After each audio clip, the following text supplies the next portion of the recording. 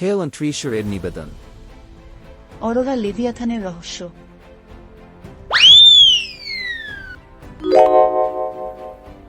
সাগরপাড়ের ছোট্ট গ্রাম রিভারমির এর তরুণ মৎস্যজীবী আরিক এক ঝড়ো রাতে সমুদ্রের তীরে একটি বোতল খুঁজে পেল। বোতলের ভিতরে ছিল একটি প্রাচীন মানচিত্র, যা তাকে একটি কিংবদন্তি সমুদ্র প্রাণী অরোরা লেভিয়াথান এর কাছে নিয়ে যাওয়ার পথ দেখায়। শোনা যায় সেই প্রাণী এক মূল্যবান ধন রক্ষা করে, যা যে কোনো ইচ্ছা পূরণ করতে পারে। গ্রামকে দারিদ্র্য থেকে মুক্ত করার স্বপ্ন নিয়ে আরিক সেই মানচিত্রের নির্দেশ অনুসরণ করার সিদ্ধান্ত নেয়। আরিক জানত সমুদ্রের বিপদ একা সামলানো অসম্ভব। সে তার সঙ্গে যোগ দিল কিছু দক্ষ সঙ্গী, মারিন একজন নির্ভীক নাবিক, কেল এক দক্ষ হারপুন ছোড়ার বিশেষজ্ঞ যার অতীত রহস্যময়, এবং লীলা একজন প্রতিভাবান মানচিত্রবিদ। তারা সবাই মিলে দ্য টেম্পেস্ট নামক শক্তিশালী জাহাজে যাত্রা শুরু করল। তাদের যাত্রা ছিল ভয়ানক। বিশাল ঢেউ, ধ্বংসাত্মক ঘূর্ণি এবং গভীর সমুদ্রের ছায়াময় শিকারীরা তাদের পথ আটকে দেয়।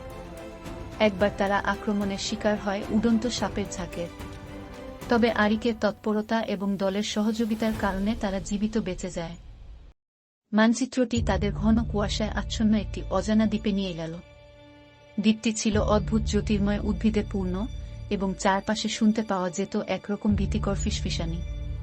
সেখানেই তারা একটি প্রাচীন সমুদ্র অধিনায়কের ডায়েরি খুঁজে পায়। ডায়েরিটি লেভিয়াথানকে ডাকার একটি ধাঁধা প্রকাশ করে। ধাঁধার সমাধান করে তারা আই অফ দ্য স্টর্ম, অর্থাৎ সমুদ্রের কেন্দ্রে এক ভয়ানক ঘূর্ণির কাছে পৌঁছায়।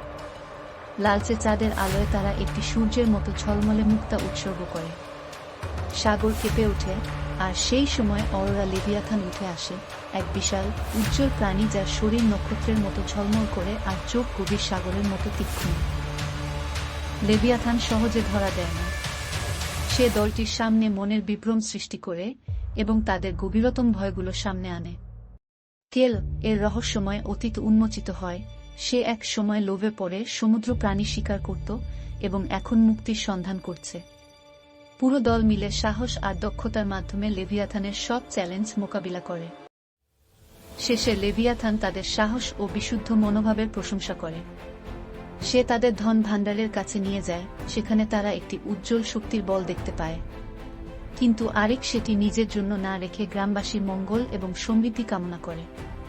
লেভিয়াথান তাদের জাহাজকে আশীর্বাদ করে সমুদ্রের গভীরে হারিয়ে যায়, রেখে যায় একটি শান্ত সমুদ্র এবং সোনালী সূর্যোদয়। তারা রিভারমির এ ফিরে আসে বীর হিসেবে। তাদের এই রোমাঞ্চকর যাত্রা আর বন্ধুত্ব তাদের জীবনকে চিরকালের জন্য বদলে দেয়। আরিক ও তার দল যখন রিভারমির গ্রামে ফিরে আসে, তখন পুরো গ্রাম তাদের বীরোচিত স্বাগত জানা। গ্রামবাসী সাগরের দিকে তাকিয়েছিল, আর দ্য টেম্পেস্ট কে দূর থেকে আসতে দেখে তারা উল্লাসে ফেটে পড়ে। প্রতিটি মানুষের চোখে ছিল কৃতজ্ঞতার জল। গ্রামের কেন্দ্রে বড় একটি জমায়েত হয়। চারদিকে আলো ঝলমল করতে থাকে, প্রদীপ আর ফুলের সাজে পুরো গ্রাম সেজে ওঠে। এক বৃদ্ধ গ্রামের প্রধান তাদের উদ্দেশ্যে বলেন, তোমাদের সাহস আর আত্মত্যাগের জন্য আজ আমরা নতুন সূর্যের আলো দেখতে পাচ্ছি। রাতে গ্রামে শুরু হয় বিশাল উৎসব। সাগরের তীরে একটি বড় অগ্নিকুণ্ড জ্বালানো হয়। সেখানে গ্রামের লোকেরা আরিক এবং তার সঙ্গীদের গল্প শোনার জন্য জড়ো হয়। মারিন ভয়ঙ্কর ঢেউয়ের গল্প বলে, লীলা ইকো দ্বীপের জাদুকরী অভিজ্ঞতা শোনায়, আর কেল নিজের ভুল আর নতুন জীবনের প্রতিজ্ঞার কথা বলে। উৎসবে সব ধরনের খাবার পরিবেশিত হয়, সাগরের মাছ, মিষ্টি ফল আর গ্রামবাসীর তৈরি বিশেষ খাবার। গ্রামবাসী গান গায় আর নাচে মেতে ওঠে।